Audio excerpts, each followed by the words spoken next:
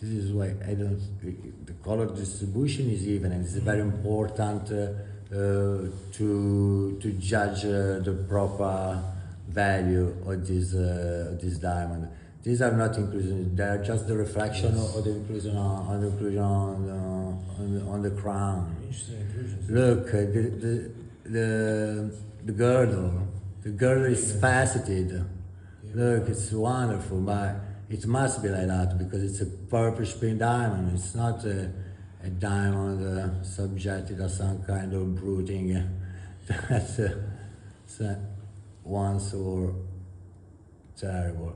The table is fine. Look at the table. This kind of table is nearly perfect, about 60%. It looks like 58, but the star facet is longer than the upper halves, and so it's longer the table than 55. It's about 60, and 60% of the table is excellent, following the GIA parameters.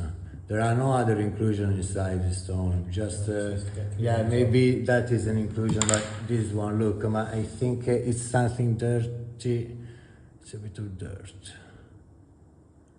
Yeah, I was right, I prefer, when it's dirty or not. There are some pinpoints, but generally the only inclusion are those. I understand the fact that clarity is not so important in the fancy diamonds. The most important thing is the color. But